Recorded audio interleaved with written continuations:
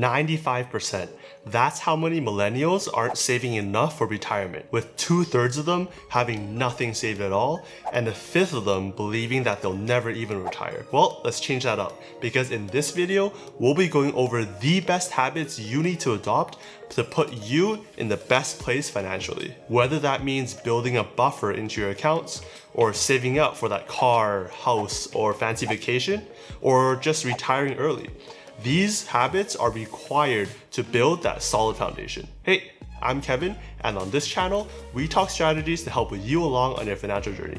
If you want more money back in your pocket at the end of the day, let me know by smashing that like button for the YouTube algorithm, and let's get started. The first habit to adopt is to pay yourself first. No, I don't mean going out to buy that watch or bag you've been eyeing, but I mean putting money aside and putting it into these key investment accounts. You never want to live paycheck to paycheck, so get used to living on half or maybe 3/4 of your income, stashing all the rest away so it's invisible and you don't really see it when you look into your regular checking account. For example, if you have an employer, you probably have a 401k account. And in that case, putting money into that account to get any employer matching comes before you even get paid, so you never actually see the money. Then you could put money into, say, a Roth IRA account and let your money grow and invest over time and never have to pay taxes on those gains. There's usually a $6,000 limit to this account, so you could actually set it up so you're auto depositing $500 every month to this account. Out of sight, out of mind. Even with just the Roth IRA account alone, you'll easily be over a millionaire by retirement with a 40-year horizon and a decent 8% year-over-year growth. Isn't that amazing? You set it, forget it, go about your life, and come retirement, boom, you're a millionaire. Speaking of long-term, that's the next habit you'll want to adopt, which is to stop thinking so much about the short term, but think about the long term instead. There's a quote that says something like, you overestimate what you can do in 1 year, but underestimate what you can do in 10 years. Taking the Roth IRA, for example, yes, you're only putting $6,000 a year, or over the 40 years, $240,000. But by that time, 40 years later, you actually have over $1.5 million.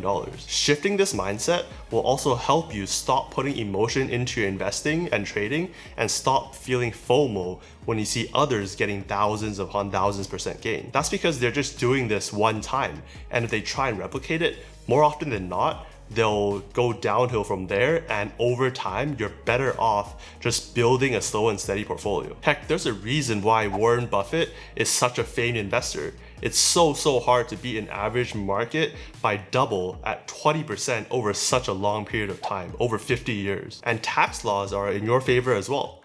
With anything short term, so anything that you've held for less than a year, you're paying ordinary income tax, like 30 to 40%.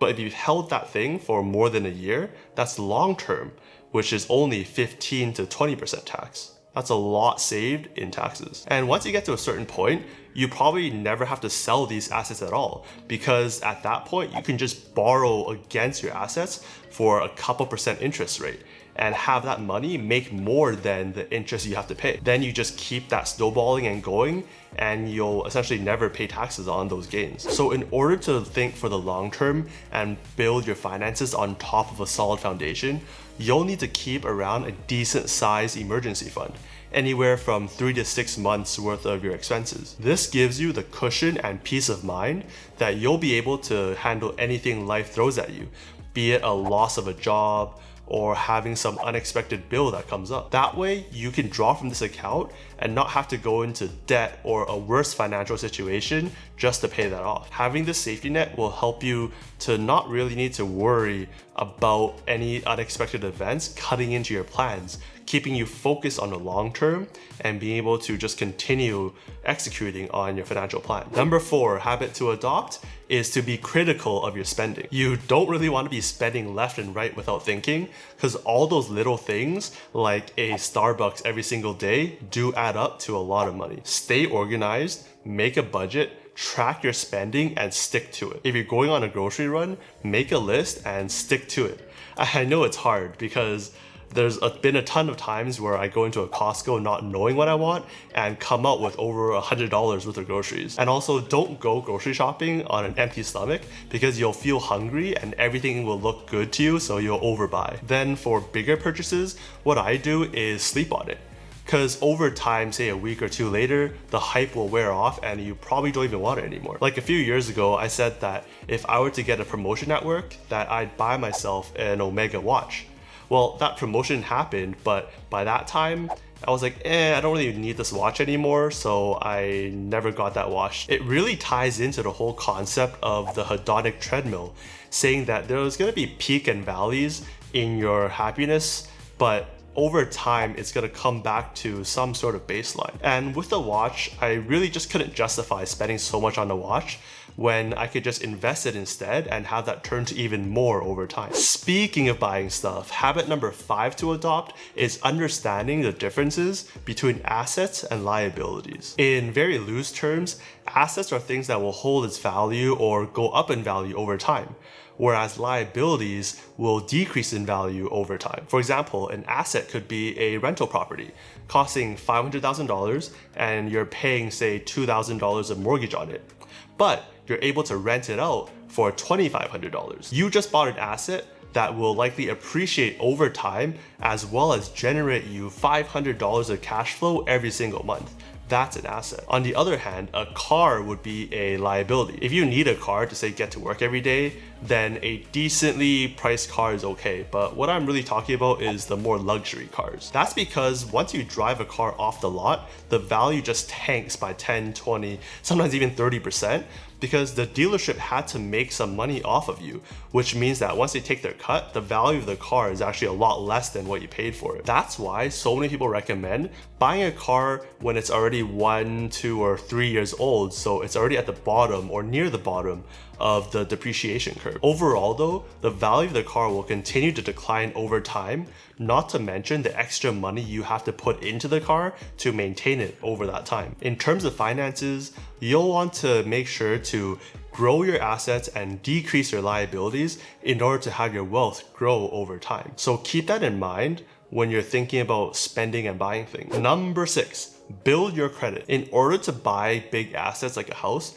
you'll want really good credit score because that'll give you the lowest interest rates on your mortgage, saving you thousands if not more over time. There are a bunch of other things that require good credit, like some awesome credit cards that will actually make you money, linked in the top right corner and down in the description, but also being able to qualify for, say, renting certain places. But for example, in this section, we'll probably be talking about mortgages the most because I think those are by far the easiest way to kickstart your financial journey. That's because nowhere else are you gonna be able to put 3.5% down on a home, pay 2, 3, maybe 4% interest rate over a 30-year fixed period of time with little to no risk of that home being taken away from you if you can at least pay the minimum amount. That, combined with appreciation of your home over time, is essentially leveraging your money to build free equity. Like for example, if you put $17,500 down for a $500,000 place, and that place appreciates to $600,000,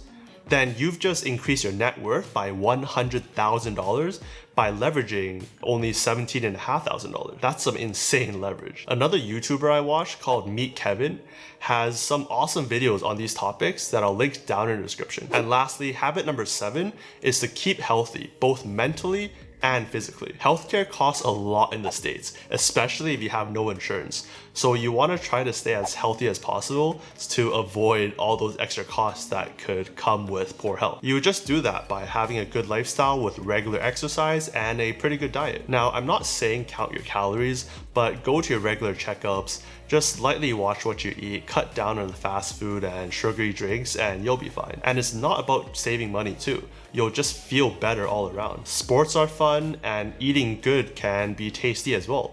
You just gotta start early and build those habits over time. By keeping healthy, you'll also be able to have a clear mind to help you focus on yourself and your goals. Just as important as physical health is having good mental health too.